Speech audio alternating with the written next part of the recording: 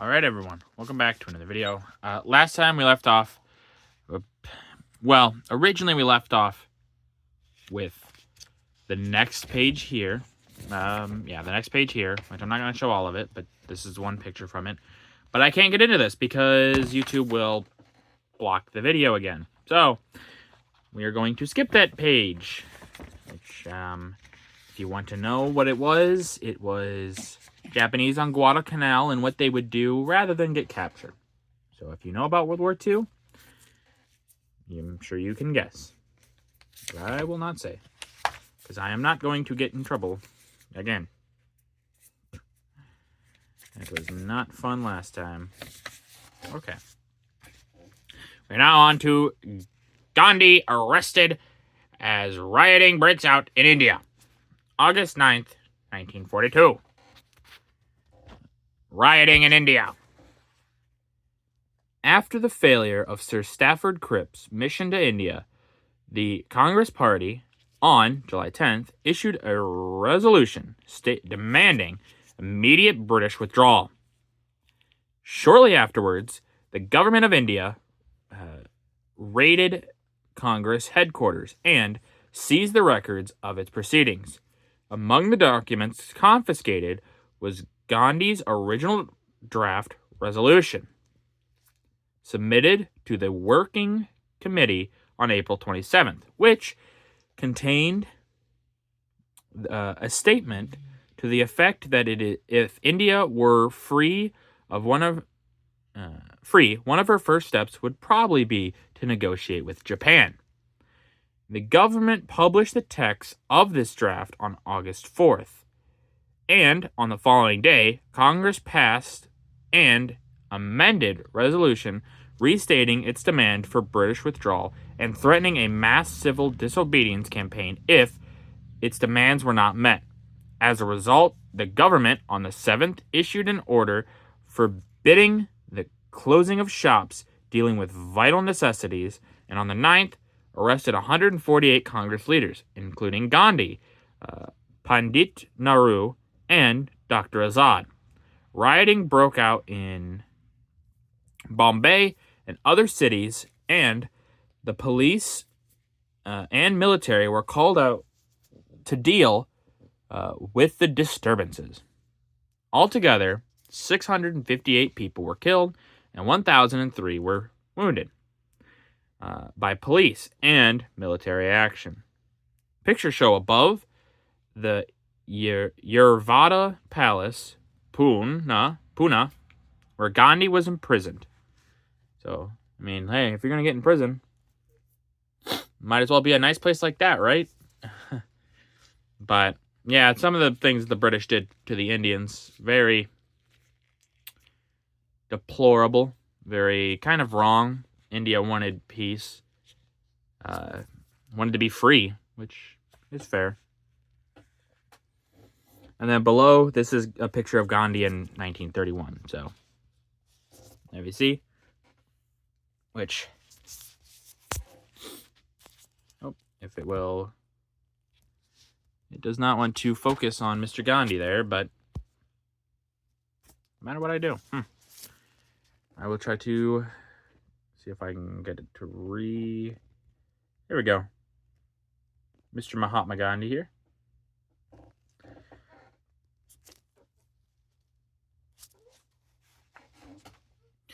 East meets West on a highway in India.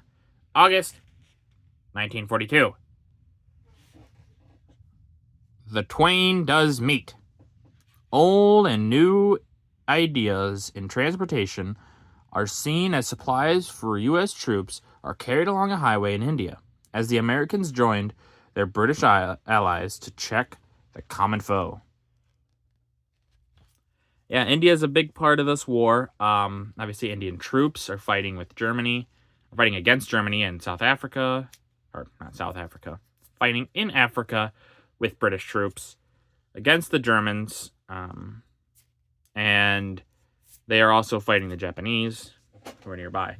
Now, would the Japanese have let India go had they tried to make peace with them. If India, let's say the British government says, okay, you can be free, whatever. Would Japan just let them go? I highly doubt it. Japan wanted as much of Asia as possible, so I don't think they were going to just let India go.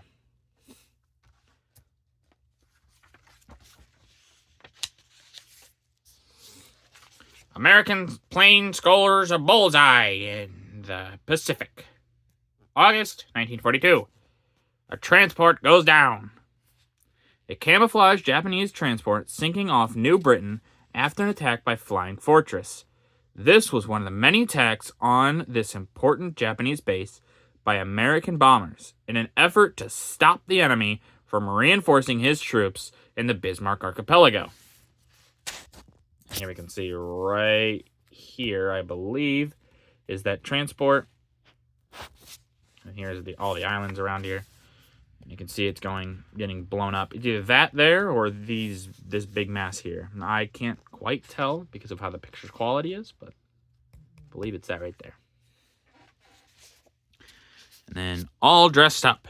A close-up of a Japanese transport aflame in waters south of Bismarck Archipelago. Note the intense effort to camouflage the ship with tropic foliage. Yeah, look at this. If you saw this against the coastline, you would not be able to tell. That is very heavily camouflaged.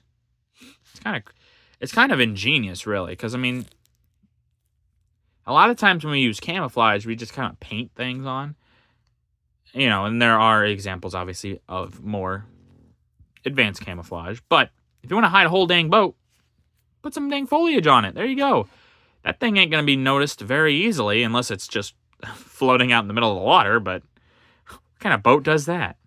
No, but hiding it on an island or near an island after it's transported its targets, and at night, I mean, it's already going to be hard to see it.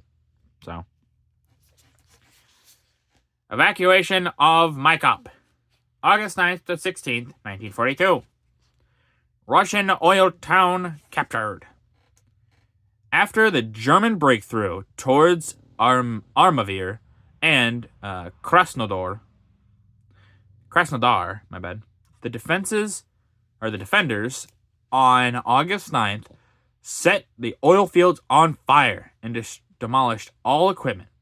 The Germans made unsuccessful attempts to blast out the fires by dropping demolition charges from planes near the blazing wells. On the 16th, the town of Maikop had to be abandoned.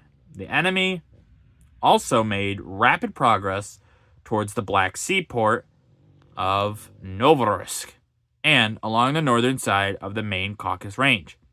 On the 10th, they captured Pyatigorsk, 120 miles southeast of Armavir, and 4 days later, then entered Georgiev. I could be wrong about that, sorry. 120 miles northwest of the Grozny oil fields on the Rostov-Baku Railway. Meanwhile, in the Don Bend, the Nono-Germans continued to throw masses of men into the battle regardless of huge losses. On the 15th, they succeeded in driving a wedge into the Russian positions at the Don Elbow between Klestkaya and Kalak, 40 miles northwest of Stalingrad.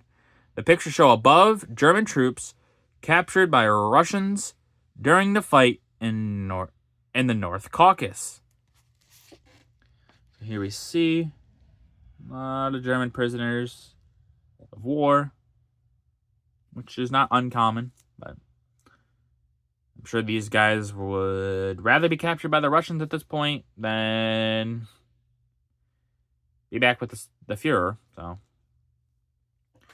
and then right here on the bottom left here we have, I'm just making sure I read this right. No German soldiers passing some of the blazing oil fields near Maikop. So yeah, obviously the Soviets were willing to destroy everything possible just so that the Germans wouldn't get it. Because if the Germans get it, then they could be using that stuff to basically fight you. And you don't want that. So burn it. And even if it means you can't get back to it later, at least they can't get to it. So that's the thought. Well, that's going to do it for this video. If you guys liked the video, leave a like. If you didn't, leave a comment. Tell me what I can improve on. I always appreciate your feedback. And as always, subscribe. It really does help out the channel. Thank you.